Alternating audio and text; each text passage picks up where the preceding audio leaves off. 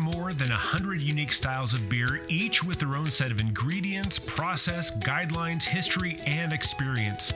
If you're a beer lover, an industry leader, or somewhere in between, a better knowledge of beer style will improve your life and your work. Welcome to A Sense of Beer Style, essential beer style training for those who want to lead in food and beverage. I'm Julia Herz. And I'm Jeremy Storton. We're advanced Cicerones, beer judges, home brewers, and we're excited to guide you through the vast and wonderful world of beer styles. Hey everyone, welcome back to Sense of Beer Style. Hey Julia, how are you doing? Hello. I'm doing great. Thank you, Jeremy.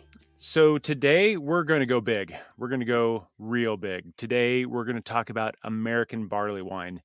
And there's a little bit of a story that kind of leads into this thing. Once upon a time in England where barley wines were presumably invented, but of course every beer culture had their strong beers, so not necessarily, but a barley wine, it's strong. It's in that teens ABV range. And the story goes, and Randy Mosher talks about this in his book, Tasting Beer, that these were beers that were brewed and could age well. And they would brew these for, someone of royalty that, when they have a child, and when this child turns 18, they would crack these bottles open and have this wonderful aged strong beer. I don't know if that's actually true or not. It sounds like a wonderful story to tell, but these are beers that can age. They age well, and they're super enjoyable. But then along comes the American brewers, and remember the mentality back in the 80s is anything you can do, I can do better and bigger and bolder and brasher. One of the first American barley wines that came out that gets credit for being the first is, of course, our Anchor Brewings. May they rest in peace. Their Old Foghorn. What a beautiful beer that was. And then along comes Ken Grossman with Sierra Nevada, and they make their Bigfoot, and it was big, and it was hoppy, and it was strong. Everything was just bigger. And the rest, as they say, is history. And so now it is a veritable style in and of its own right, the American barley wine. So let's get into this. Let's talk about, Julia, let's talk about the ingredients and dive into this beautiful style. I love it. And ingredients has to do with also brewing process. And I will say, when we recite the ingredients from the 2021 Beer Judge Certification Program guidelines, you're not going to, if you're a brewer, be convinced it's a very hard beer to brew. It's actually very straightforward. Yeah. And frankly, a pretty forgiving beer, right? Because if you have something that you're going to age, oxidative qualities actually might help it along, turn notes of, darker malt notes or pale malt notes into instead, sherry and dark fruits. So there's a lot of reasons that I think somebody should consider brewing the barley wine. It's just that you want space and time and maybe capacity, a vessel to age it in. As Jeremy said, these beers could continue to be ones that you would cellar. You want to drink them as you go too. And real quick before ingredients, on the Anchor Steam's version of their kind of bringing this Old Foghorn greatness to the United States, in my early days going to the Great American Beer Festival, me and my friends would always meet at the Anchor Old Foghorn tap handle. And it would be like, okay, if you get lost in the hall, go to Anchor Old Foghorn and we'll recalibrate there. And you pick one of the biggest, richest, most complex, seductive beers in the hall. And it would be Bigfoot from Sierra Nevada or Anchor Old Foghorn. So these are beers to have in your cellar and beers to brew. I definitely encourage you, please homebrew, brew them professionally, and we'd like to see more of them. So with that, the straightforward ingredients are straightforward. It's pale malt, right?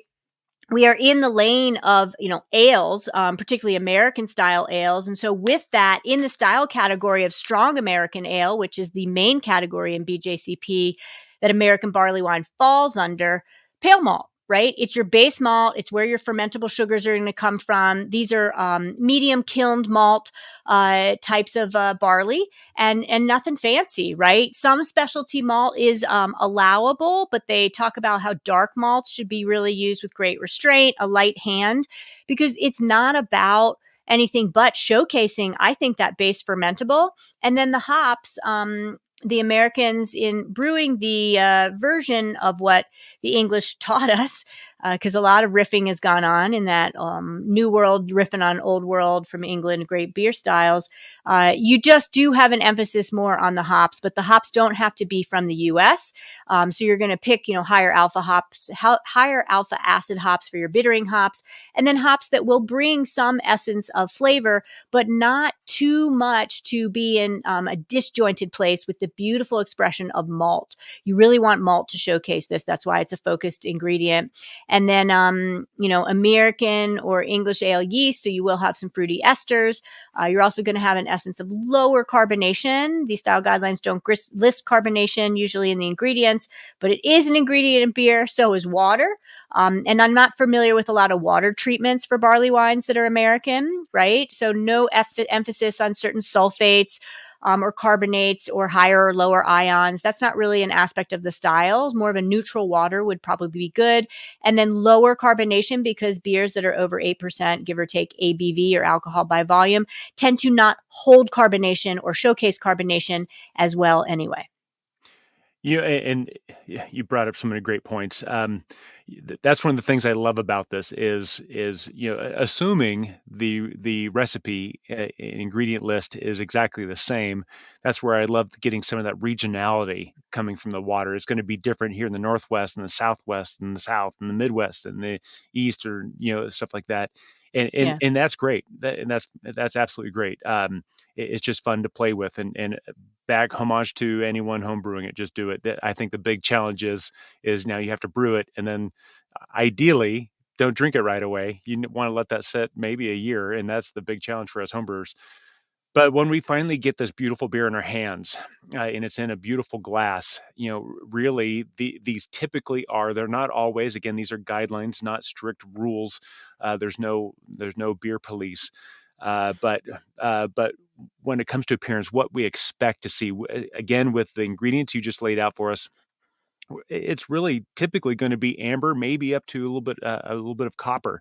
It's not typically dark brown. It's not typically pale. But if someone said a pale yellow or a dark brown American barley wine in front of me, I think, oh, neat. Let's try it. When you look at these beers, given the typical ingredients, you might even see some nice ruby or garnet highlights when you look through the glass. Most of these beers, especially if they've been sitting for a while, they can have very good to even brilliant clarity, just because of the nature of just, brewing it and sitting it and cold crashing it and all that stuff will help clarify the beer. These beers also will typically have an off-white to maybe a light tan head, but don't expect a lot of retention on these beers. Why? Because foam and alcohol don't always get along. It's a great rule of thumb. It's not a hard, fast rule. You can't hang your hat on it all the time, but it's a good rule of thumb that, if it's a higher alcohol, the foam will be there and now it's gone. But along with that, when you have a higher alcohol beer and you tilt it on its side and then back up straight, then you might actually see some of those alcohol legs, and that is indicative of alcohol and the viscosity as well. And that is perfectly normal. That is something I really kind of look forward to and evaluate when I have a barley wine in my hands. But this is the typical appearance of an American barley wine. How about the aroma? So the aroma, I'm excited to talk about, but I want to cruise through that and get to the fun stuff of the flavor, because these beers are so great to hold in a glass and have warm up and taste and drink. But strong malt flavor is really where I want them. And then hop aroma also is an aspect and can dominate, at least according to the style guidelines. The fresher they are, the truer that statement is. The more aged they are, you're going to have intensities diminish. So you want to remember that. So if you're not getting as much hop aroma and you're tasting these blind, it could be an aged American barley wine. And then, the aspect of which hops were used is going to be what you will get a indication of in the flavor. So citrusy and fruity if it's American hops. Sometimes resiny it's called for. You can get just lots of aspects depending on which hops you choose to use. But you really are going to be noticing also the malt flavors, bready, toasty, light caramel, grainy. I love the expression of malt in these. So look for being able to write an essay, if not a book, and when you're smelling one of these, on all the aspects of what pale malt and the addition of specialty malts can bring to the table. Low to moderate, not too big of a spectrum, but low to moderate strong esters. So esters are those aspects of byproducts from ale yeast, Saccharomyces yeast. And the moderate esters could be fruity. I'm looking at not stone fruits, but red berry fruits of anything from unripe strawberries to unripe or ripe raspberries, that kind of thing. And then also low to moderate alcohol, because this is a beer with bigger ethanol levels. You might get a burst of that in your nose and it might tickle your nasal passages. So that's the quick aroma, and I really want to hear about the flavor. Yeah. Well, and when you're saying that, I'm thinking, but in the best way possible. Right. Um, so when we get into flavor, remember, this is a big beer. This, I make analogies between beer and music all the time. This is that heavy metal band. You've got the drummer with the double kick drums, and the bassist that's flinging his hair around in circles, and the guitarist is just wailing on some really cool riffs, and the singer is singing his or her brains out. This is that American barley wine. Everything is big. There is by the nature of it, there is a lean toward the malt, and maybe that's where the singer is just going off in this incredible vocals. But the rest of the band, the hops, the water, the esters, everything else is big to support it. So by now getting actually into flavor and less out of music, we're talking about a strong, uh, usually a very high, rich malt complex sweetness. Sometimes that sweetness can be a little bit on the drier side, so it can be a little bit on the medium low, but typically these are just really, really big. The hop flavor is medium to high. Again, it's not the front runner of this beer style, but it's big enough to support the bigger malt version of it. So we're looking for a medium high to hop flavor. Typically it doesn't have to be an American hop variety. The style guideline allows for any hop variety. But you and I both know, if we're talking American barley wine, then you can bet a beer that is going to be an American or New World hop is the norm. When we get into the fruity esters, again, you've got all these esters coming from the malt, sometimes from the hops, maybe even from the yeast, depending on what you use. You can get these low to medium fruit esters, but actually, maybe I would argue, maybe even medium to not high, but a medium high fruity esters that can come through sometimes. Um, when we start talking about the alcohol, this should be noticeable. It shouldn't be harsh. It shouldn't slap you across the face. It shouldn't call you funny names, but it should just pop up in your palate. And if you're paying attention, you'd be like, "Yep, there's the alcohol pop right there." It should be very clear and distinct. Um, Now, when these beers, because they can age well and they should be aged well, they can get drier in their finish. And if you have something that's a little bit on the harsher side, maybe that's because it's brand new. If you have something that's a little bit on the drier finish side, maybe that's a little bit older. Uh, and that will change. That harshness I just mentioned, that comes with the youth, will mature and smooth out with age. That full bodied finish will smooth out and dry up with age, and that's part of just that aging process that we love. You brought this up before. With age, we can start getting some of that oxidation that typically in most beers we don't want. That oxidation, we don't want that wet cardboard or wet dog flavors and aromas in our beer.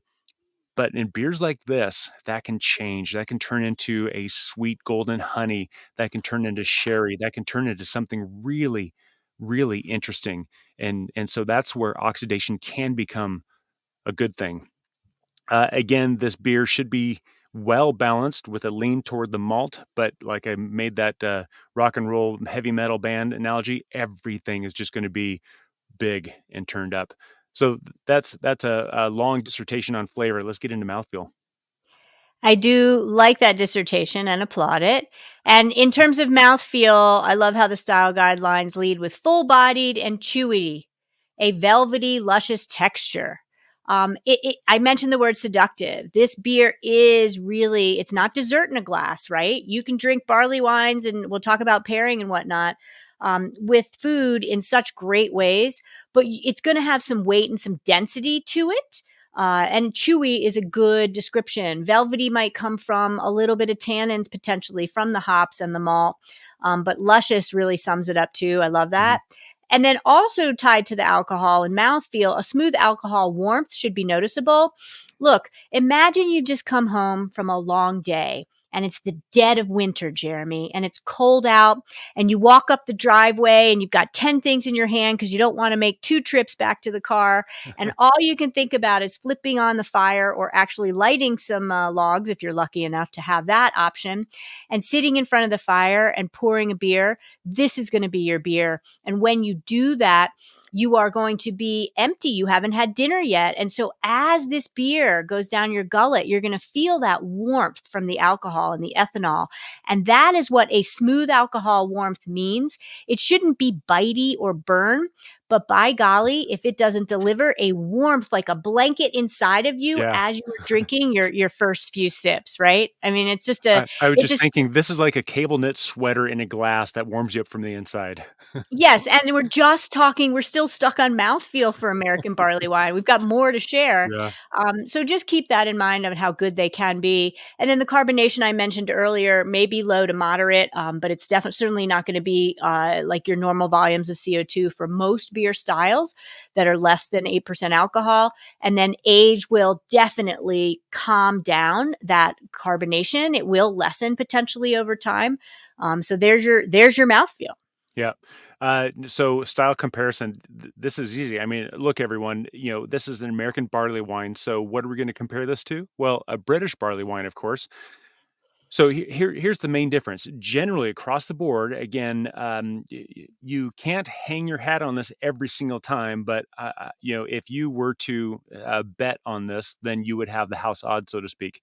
American beers, compared to their British counterpart, tend to be more hoppy, and by their nature, obviously, they're going to have more American type ingredients. So we're talking about American hops of pine, of citrus, of tropical fruit, of berries, whereas British hop varieties tend to be a little bit more earthy.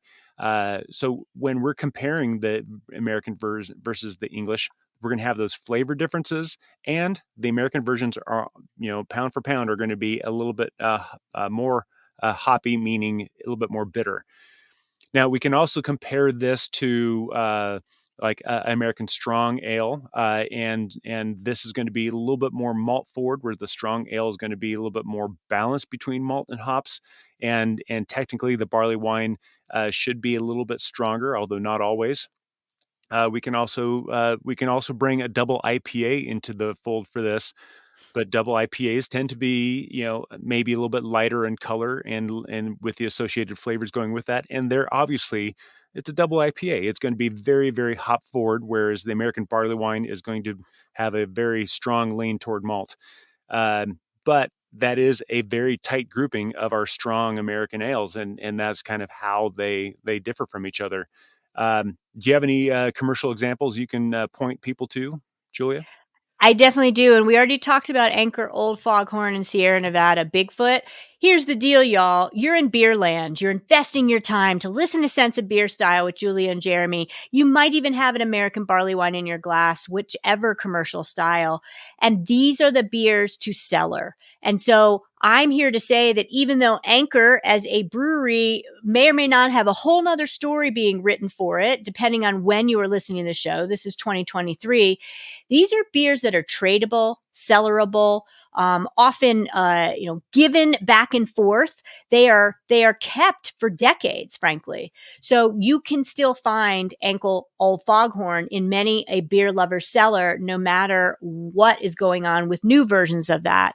Sierra Nevada Bigfoot was one of my first examples of learning about a vertical tasting, right? Just like you would take different vintages for wine, and find out what the terroir did for the grapes that year from the same producer, Sierra Nevada Bigfoot will be that opportunity, because you can buy a 6-pack of that every year and cellar it and then taste multiple years against each other. Hair of the Dog, when these style guidelines 2021 were written, was still around, an incredible brewery from the Pacific Northwest that actually now has closed. Beer collectors are going to have Hair of the Dog doggy claws in their cellars if they are savvy and smart. And then Bell's Third Coast Old Ale is definitely still being made. Bell's Brewing Company. East End Gratitude. I love it. Little East End out of Pennsylvania. Scott, the owner and brewer, they're on this list. So they are able to be found, but often they're on the brewery's backlist or private library list, or in kind of the select section of a Better Beer Provider's sales area.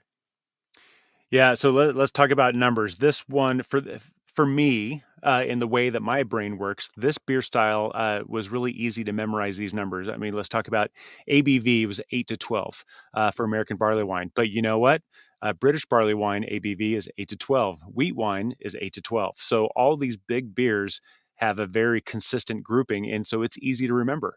The IBUs for the American barley wine is 50 to 100. We have right smack dab in the middle of the scale and double it to 100. The British version is 35 to 70. So, it kind of follows suit that between these two beers that the American version would have higher IBUs, but the numbers kind of work out in a way that's memorable. When we talk about the SRM, remember this is, or the standard reference method for color, remember this is amber to copper. And so the SRM numbers come out to be 9, which is kind of about the beginning of that amber scale, to 18, which is, I think a 15 is right smack dab in the middle of copper. So this just gets deep copper and starts turning. This is where these colors go. If you're an EBC or European Brewery Convention person, double those numbers, you got 18 to 36, but the colors are still the same. When we talk about gravities, remember these are big beers, so we're looking at gravities in the range of 1080 to 1.120 or 1120. We could even say, but that's big.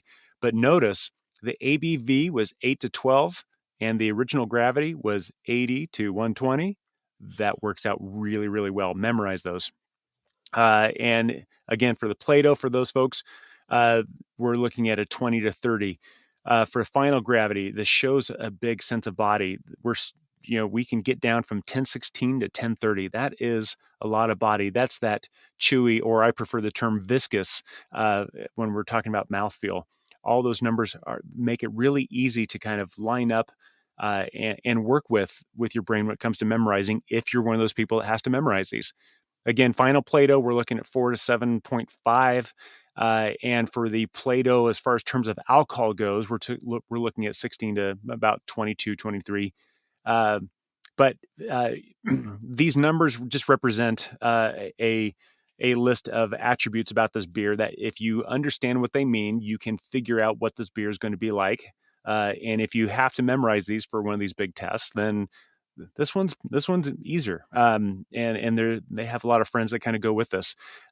Just be careful if you're taking that advanced Cicerone test and you see a bunch of vital stats on the screen and you see 8 to 12.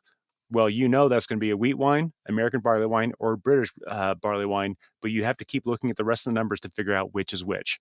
That's my little training tip or testing tip. But let's get into glass and temperature for these. Very well described for those numbers. And so in paying attention to those numbers and pairing and glassware, pairing we'll get to in a minute, but glass is going to lead us to not just drinking it, but the meal. These commonly would be enjoyed out of a snifter, right? You don't have a lot of carbonation, so you're not looking to have a wide open base in your glass to have flare out and allow the carbonation to volatilize out. So carbonation is not going to influence too much. So that snifter, which is very bulbous and kind of a more closed mouth, is perfect for it. It's got the foot and the stem that you would hold it. You can also put your hands around the snifter and help warm it up. So speaking of warming it up, I would want these served at cellar temperatures. Sure, take it out of the fridge at 38 degrees Fahrenheit and drink it, but you've wasted kind of half of it by the time you get through it to have it be warming up, because that's when it's really going to shine. So I want these starting in the mid 45 range to, to cellar temperatures of low 50 degree Fahrenheit range. I think 7 to 10 Celsius is preferable. Not too cold will give this beer the best chance for you to enjoy it the way it was intended. Yeah, I totally agree with that. And when it comes to pairing, this beer in particular, I am madly in love with American barley wine and Stilton cheese. Stilton is that blue cheese that is just as big and brash and bold as an American barley wine is. It's a much creamier with a very soft paste, but it's still within that blue cheese family, and it's just both of these get ready for an intense flavor pairing, but they pair beautifully. I'd love this with a really interesting beef stew. But Julie, you already nailed this one. My favorite pairing for a barley wine like this is to sit in front of a fireplace, flip on some jazz, and just have a conversation with some really close friends. That for me is the best pairing for this type of beer. Right, and pairings can be experiences too. But back Yeah. to the food pairing, Jeremy, my turn. And I will say that if you look at the vitals, you've got bitterness to work with, right? What does bitterness do? Well, commonly, sensory wise, it does help calm and counterbalance fatness and rich foods. It also counterbalances residual sugar. You do have higher residual sugar to work with. And then you've got that ethanol at that 8 to 12% range. And so what you want to remember is that something higher in alcohol, frankly, most wines can't hold a candle to where beers compare, because if you put it with something spicy, with something that's got lots of capsaicin heat, it's going to really clash. And unless you're one of those like maniacal Herz so good kind of people, and then go for it. Put your American barley wine with some spicy Thai food or curry or some nachos with lots of hot sauce on it. Like, be a glutton, but I'm not judging you. I will say for me, it's a clash. So I don't want it with something spicy. With that, it does elicit the same style pairing that I would go for with, say, Belgian quads, Belgian doubles, because you've just got such rich malt notes. And so I want this with the candied dates, candied pecans, like American barley wine and a piece of pecan pie with vanilla ice cream on it, like and drizzled with caramel sauce on top would be, epic and such a good one. Really rich, heavy fat meats, right? Being respectful to our vegetarians, those that aren't, at least, beef cheeks, right? Something really dense and fatty. This is going to cut through that and give you the chance to really enjoy it and potentiate the flavors. And then the malt flavors in this beer particularly, and some of the hops will act as kind of the herbs and spices over it, but the malt flavors are going to bridge and hook into what you've got going on in some kind of sauce, maybe on a heavy, dense protein that you've had the chance to cook and enjoy, and maybe even slow cook with a little bit of barley wine drizzled over that while it cooks too. I'm sold, but then we'll flip on the jazz. Mm-hmm. Right? Yep. All good. All good.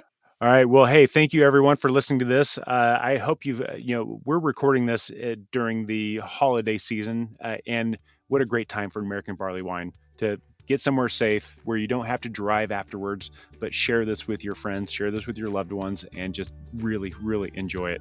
So to that, I say cheers. Cheers. Thank you for listening to A Sense of Beer Style, the essential beer style training for those who want to lead in food and beverage. With advanced Cicerones, me, Julia, And me, Jeremy. Tune into the next episode as we continue exploring the world of beer styles and what to make of them. We encourage you to listen to the prepisodes to build your foundation and better understand beer styles. And before the next episode, I'd like to ask you to review the show and let us know what you'd like featured in upcoming episodes. Until next time, here's to you and your sense of beer style. Thank you for listening. Cheers.